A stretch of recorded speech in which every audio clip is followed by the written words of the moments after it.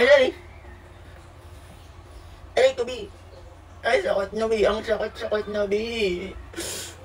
Amin na naman ako eh. Binoto ko talaga si VP Sara.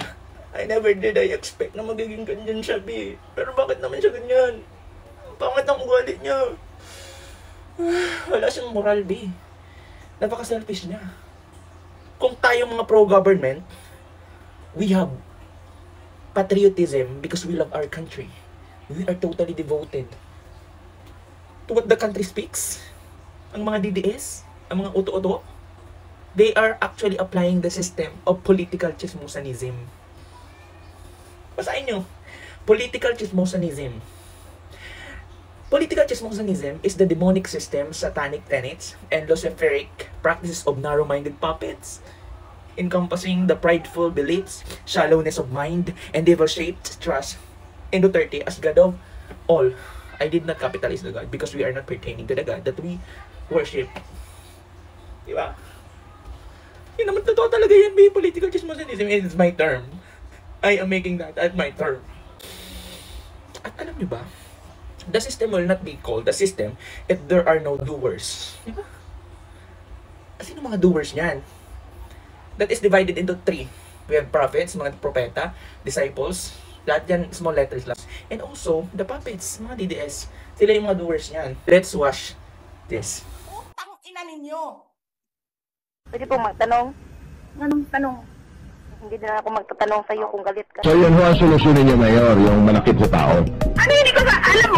Alam mo, you know what? Mag-mayor ka muna bago mo ako pasapin. Ayan po, yung video po, yun kitang-kita po kung paano po niya. So during swinger party, noong panahon ng kanyang kabataan, ayon sa ating puting ahas, high na high ang puting ng norte at mga bakling. Tinira niya, ginondot niya ang kanyang pinsan. At ang pinagkaantay-antay natin ang mga 7-ing move.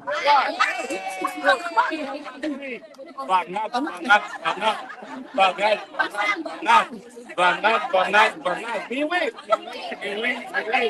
Iwi. Putot.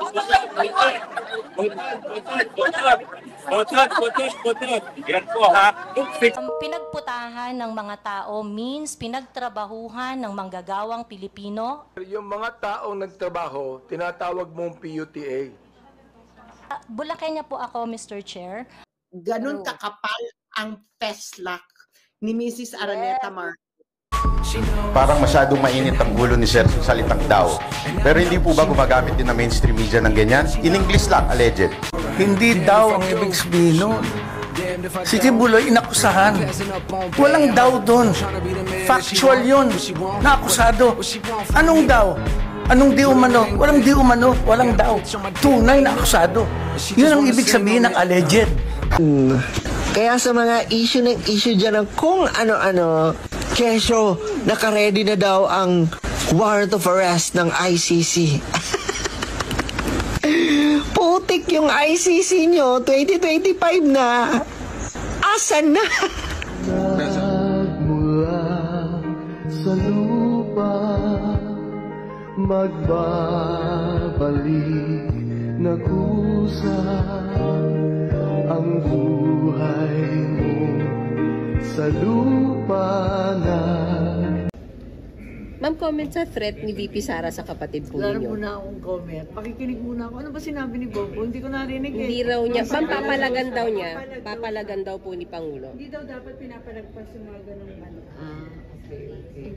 But were you surprised? Hindi nga eh. Papakinggan ko nga kaya ako mag-comment. Pero willing kayo maging tulay? Willing kayo maging tulay dun sa kanilang dalawa? Hindi, basahin ko muna. Ma'am, pero kahapon bumisita ka kay VP Sara? Hindi. Pumunta lang ako sa veteran. So hindi kayo nagkausap ni VP? Itong series antivirus na luka-luka, nagmamadali, G sa impeachment case against VP Sara. Matagal na raw itong inantay ng taong bayan, kaya bakit do delay pang ganyan? Oy, Riza.